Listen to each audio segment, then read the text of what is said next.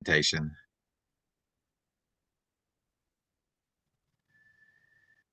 We join together now in a few moments of knowing our oneness. We feel this oneness as we breathe. We are knowing that we share life with all living creatures through our breathing of the atmosphere that supports all life. We feel our oneness in our contact with the earth. This is also shared with all living creatures and all life.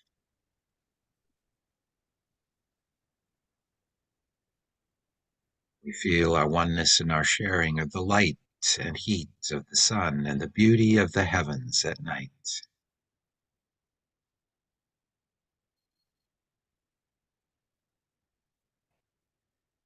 This oneness is God.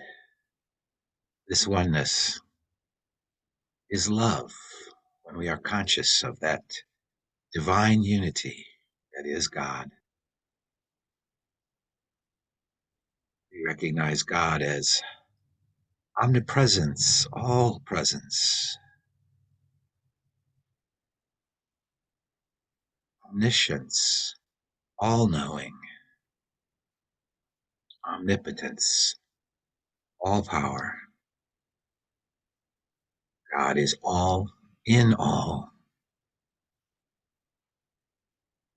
So as we feel the life in our bodies, as we are conscious of our consciousness, we are conscious of the presence and the power and the knowing of God. God is all in all.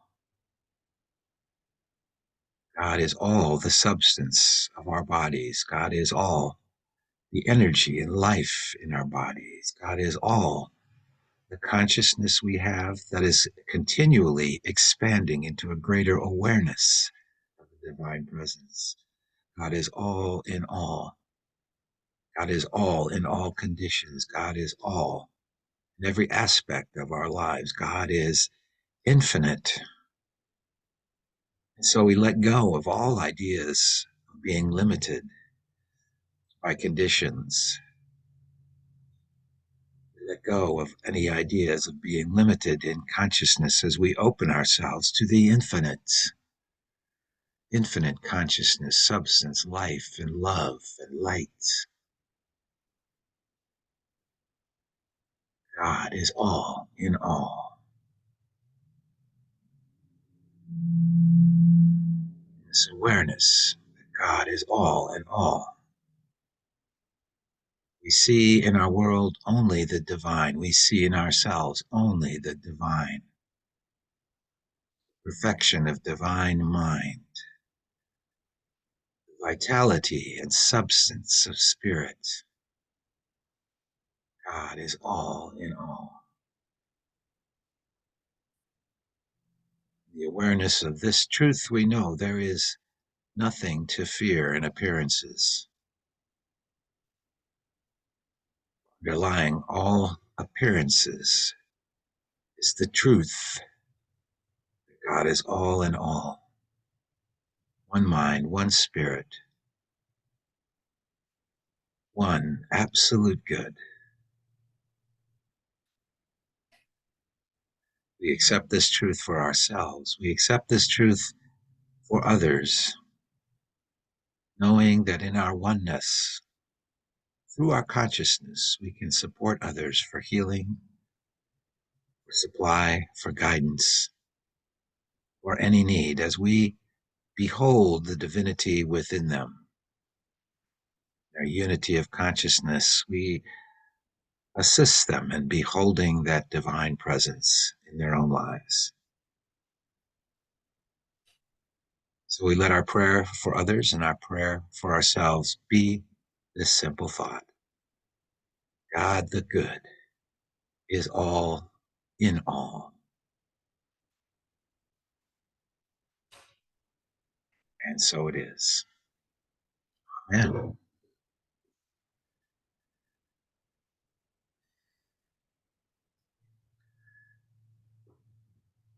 So today I'm beginning a discussion of the mystic paradigm, or what I'm calling the mystic paradigm. I begin with a little story. 5 people, a fundamentalist preacher, a scientist, a philosopher, a mystic, and a merchant, were traveling together in India when they came upon an elephant. The preacher said, "Behold, one of God's great creatures. He was created over 6,000 years ago, and 2 of his ancestors were saved from the great flood by Noah on the ark."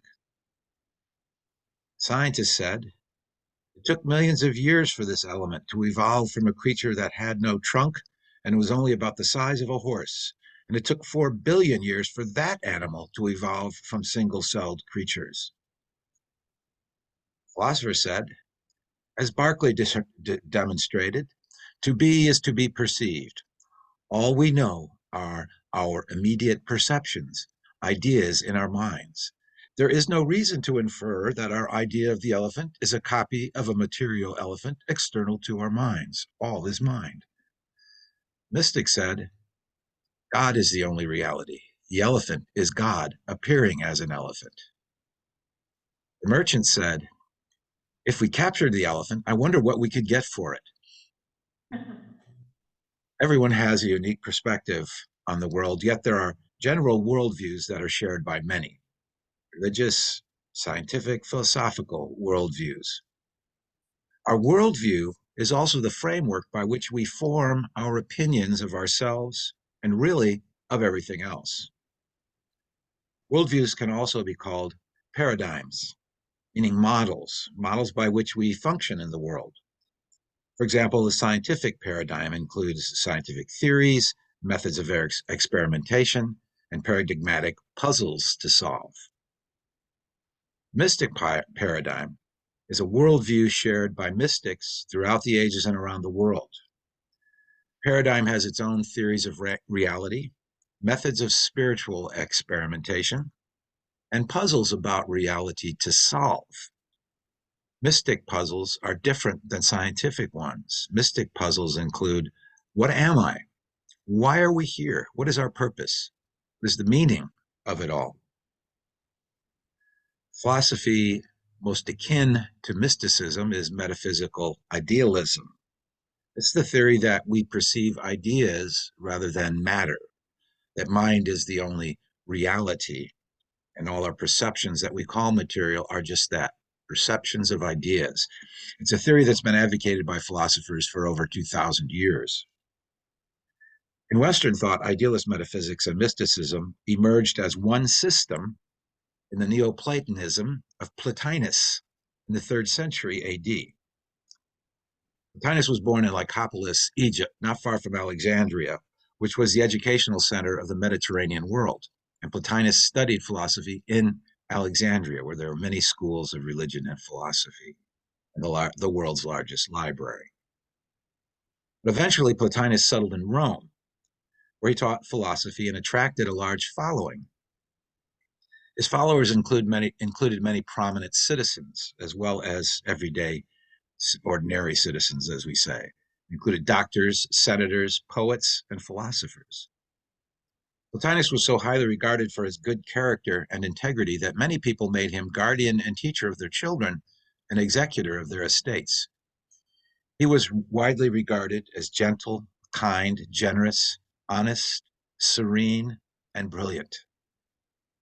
While teaching, Plotinus also spent much time contemplating the ideas of the good, the beautiful, and the true. Plotinus's philosophy provides the earliest Western example of a fully developed mystic idealist paradigm. His mysticism was not part of any particular religious tradition, yet it powerfully influenced Christian and Muslim thought and mysticism throughout the Middle Ages. Therefore, a summary of his teachings is instructive for understanding how the mystic paradigm transcends specific religious context. In Plotinus's worldview, the ultimate reality is the limitless, indescribable one. Within the one is the potential for everything, The one is eternal, transcending space and time. It corresponds to the theological idea of the transcendent aspect of God that we find in many religions. Now, just as light and heat emanate from the sun, so three realms emanate from the one. Three realms are divine mind, the world soul, and what we might call the sensory world or the material world. Emanating first from the one are the perfect divine ideas that are the basis of all things, the foundation of all things. The divine ideas that are most like the one are a trinity of unified qualities: good, beauty, and truth. The good, the beautiful, and the true. Divine ideas also include justice, love, equality, and other qualities. According to Plotinus, in the realm of divine ideas, there are perfect ideas for all forms in the universe. For example, one perfect idea of human. This is what we in Unity sometimes refer to as the Christ. While Plotinus seems to have thought there is one divine idea for every type of thing, since divine mind is infinite, in theory, there could be a divine idea for each thing, a divine idea for you, and a divine idea for me. In any case, the divine ideas would include mathematical truths and universal laws. Divine mind would contain what Eddington and other physicists have called science's mathematical pictures of the universe. Physicist Sir James Jeans wrote, "We may think of the laws to which phenomena conform in our waking hours, the laws of nature, as laws of thought, of a universal mind. The uniformity of nature proclaims the self-consistency of this mind." So among physicists, especially some of the more prominent ones, there's this idea of the mind of God, which corresponds to Plotinus's notion of the realm of divine ideas, divine mind. Now, according to Plotinus, the divine mind emanates the world soul. The world soul is a universal consciousness or mind stuff, which includes all individual souls or minds. So there's one consciousness that contains all individual souls or minds. And of course, where there are ideas, there must also be mind stuff. Ideas are mind stuff. The great physicist Sir Arthur Eddington deduced from relativity and quantum theories that the universe is what he called mind stuff. The world soul, then, in Plotinus, is consciousness, consciousness that contemplates the divine ideas. And this world soul, this consciousness, has a creative urge to experience those ideas in various particular sensible or sensory forms. So then, according to this theory, the world soul emanates what we call the material or sense world. Now, Plotinus contended that what is called the material world consists primarily of deficiencies of being and good. In other words, things that are somewhat less than the being and the good. In other words, matter is a kind of nothingness having no positive reality. As deficiency of being, matter is somewhat illusionary, like a shadow or a magic trick. And the same would be true in this philosophy of evil, evil as an illusionary deficiency of the good. Most Eastern mystics have thought of the material world as Maya, an illusion rather than true and real being. This theory of matter and evil as deficiencies rather than as positive realities can be seen as an explanation for New Thought denials that we find, for example, in Lessons in Truth. There is no matter, there is no evil. Now, the heart and core of the mystic paradigm is the mystical experience. The experience of any divine idea is also an experience of divine mind. Now, here is how Plotinus described his own mystical experiences of divine union. He wrote, "You can only apprehend the infinite by a faculty superior to reason, by entering into a state in which you are your finite self no longer, in which the divine essence is communicated to you. This is ecstasy. It is the liberation of your mind from its finite consciousness. When you thus cease to be finite, you become one with the infinite. In the reduction of your soul to its divine essence, you realize this union, this identity. But this sublime condition is not of permanent duration. It is only now and then we can enjoy this elevation mercifully made possible for us, this elevation above the limits of the body and the world. I myself have realized it but 3 times as yet." Plotinus's description of mystical union is basically the same as what other mystics have said. It is a transient but intense experience, a loss of sense of body and place, an experience of beauty and ecstasy, a feeling of being merged with the divine, which is then followed by a return to ordinary consciousness. Of course, the mystic's consciousness after that experience is no longer quite the same ordinary as it was before.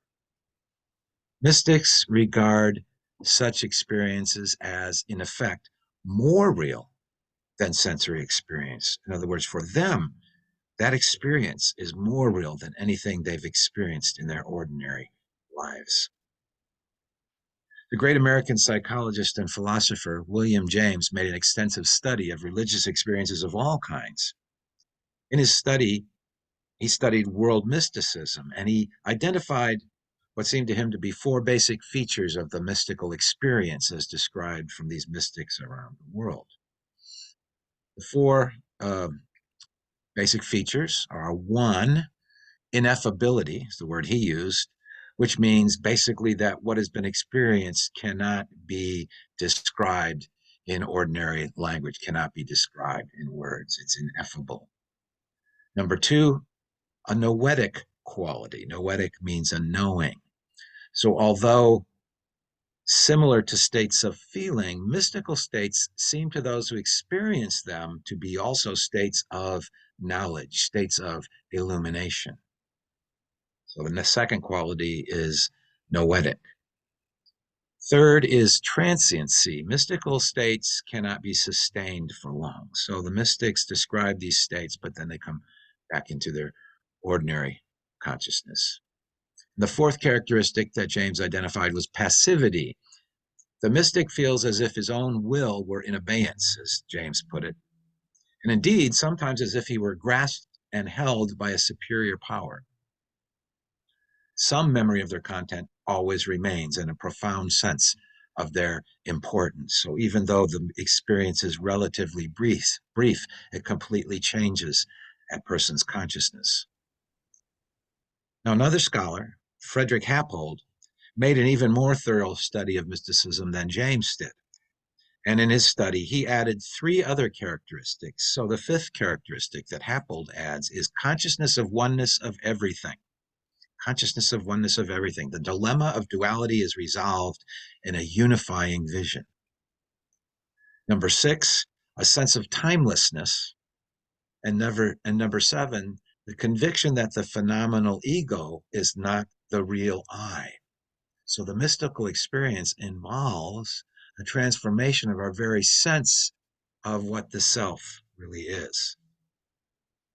Happold goes on to say that in the true mystic, there is an extension of normal consciousness, a release of latent powers, and a widening of vision, so that aspects of truth unplumbed by the rational intellect are revealed to him.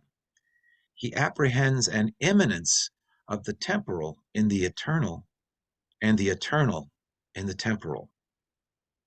In the religious mystic, there is a direct experience of the presence of God. So the mystic is transformed in this way by a wider vision, by a sense of illumination, by a perception of the divine in the world and of the world in the divine, to put it in another way. Methodology of mysticism is aimed at experiencing the unitive consciousness, this consciousness of oneness. And the methodology, in a sense, is fairly simple. It can be summarized in 3 points. This is the methodology. Number 1, developing an attitude of non-attachment or renunciation of desires. This is common to all the mystical methods around the world. So that's number 1, an attitude of non-attachment. Number 2 is working to grow morally from selfishness to selflessness, from selfishness to selflessness. And the third basic point is a persistent concentration on divine ideas, what we call meditation and prayer. So these are the 3 basic elements of the methodology of the mystics, regardless of what tradition you look at. Plotinus captured the essence of non-attachment or renunciation. Basically, it's this: direct your attention away from the semi-illusionary realm of appearances toward the foundational realm of divine ideas. So we direct our attentions and our desires away from worldly things and direct them towards the spiritual ideas and the spiritual realities. This is non-attachment or renunciation. The Buddhist Eightfold Path is intended as a way to renounce cravings, to achieve this non-attachment by focusing on right thought and action, basically. Right thought, right action, right meditation. Jesus talked about non-attachment in a somewhat different way. He spoke of being poor or poor in spirit, which is just another idea of letting go of attachments. Now, I know it's popular to claim that Jesus taught the prosperity gospel, that Jesus taught God wants you to be rich. But if we look at what he said, he didn't say that. He did not say, blessed are the rich, for theirs is the kingdom of heaven. He said, blessed are the poor in spirit, for theirs is the kingdom of heaven, according to Matthew. According to Luke, he said, blessed are you poor, for yours is the kingdom of God. Jesus taught giving, not taking. Now, am I saying you must live in poverty to be a mystic? Of course not. The idea, as in the Eightfold Path, is to make your aim right livelihood, rather than, as Jesus put it, accumulating treasures on earth where moth and rust consume. It is the idea of working from love, not from greed. It is the idea of working to benefit humanity in some way. And certainly most businesses produce something that's beneficial for humanity. So it's not so much what you do for your livelihood, but where your heart is that matters.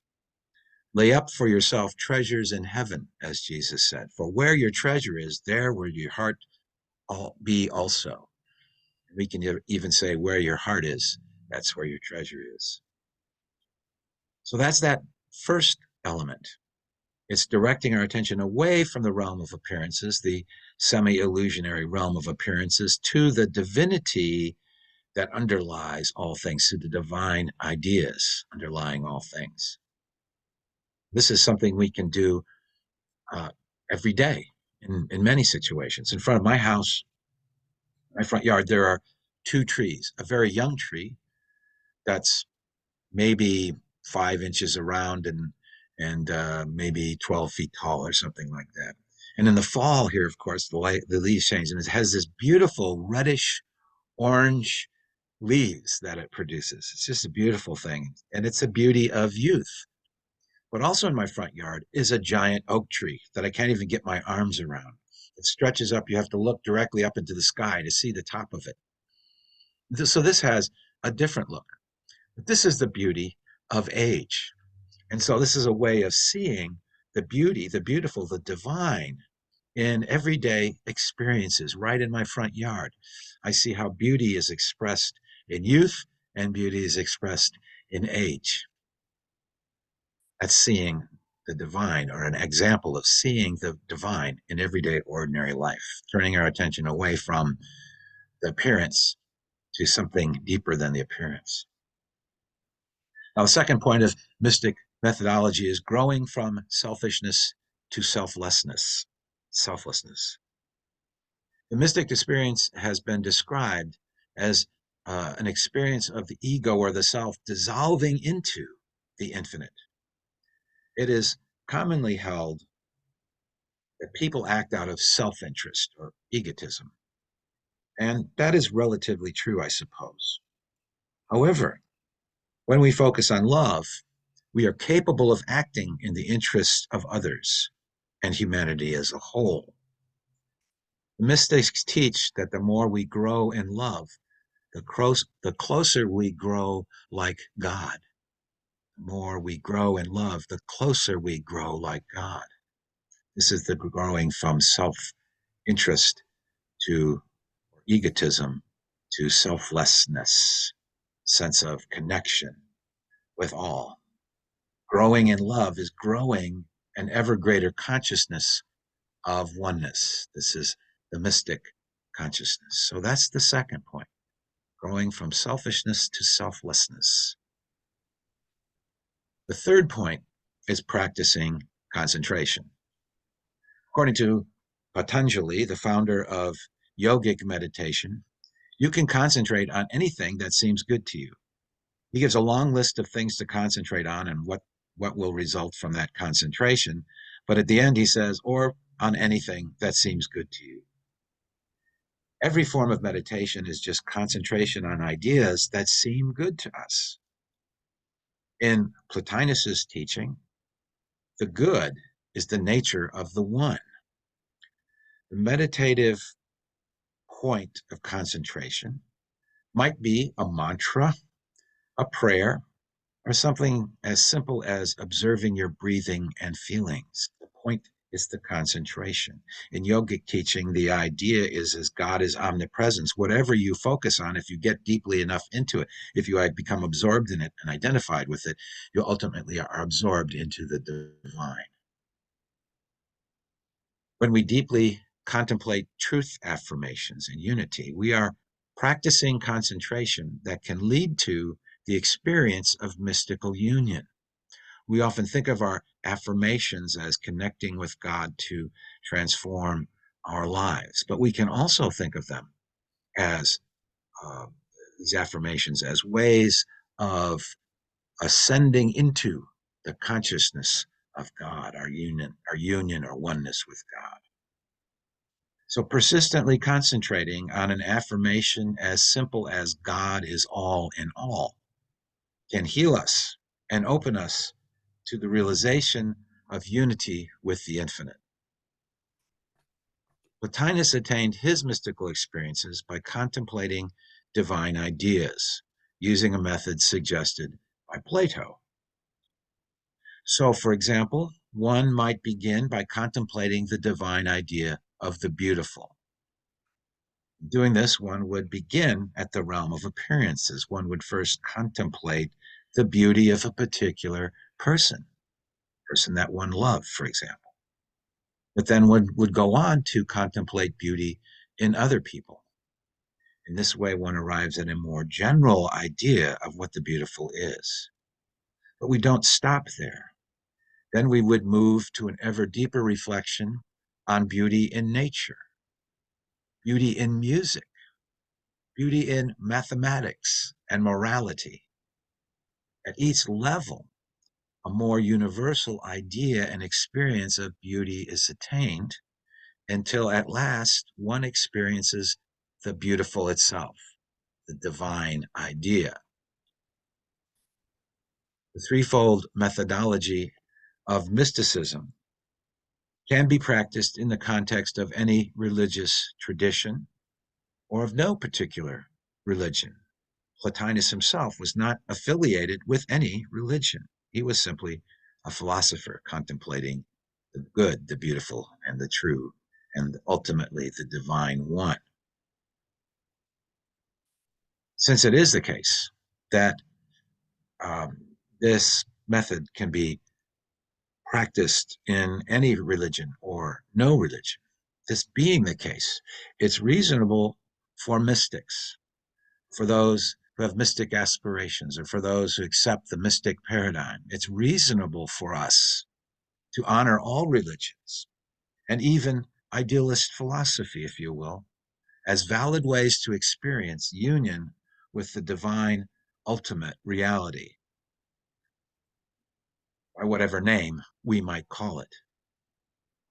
So the divine ultimate reality might be called the Tao, it might be called Brahma, it might be called Yahweh, the Lord, God, whatever we call it, is a way, is a path to this experience of divine union.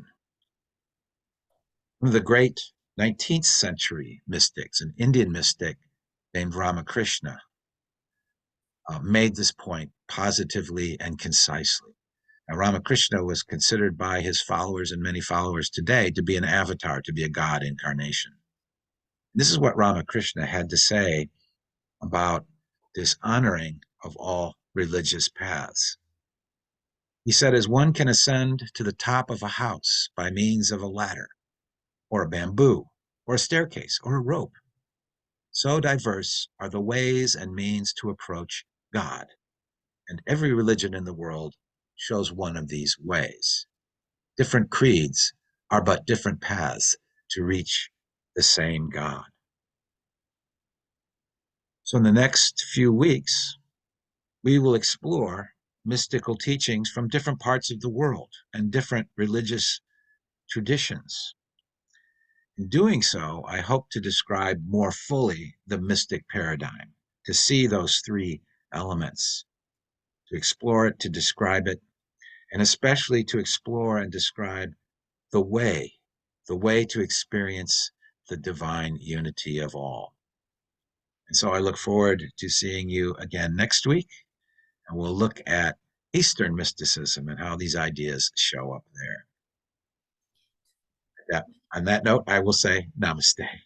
The divinity in me salutes the divinity in you. Thank you. I think so. I apologize for being late. I just didn't get the memo, as they say. So glad I got here, though.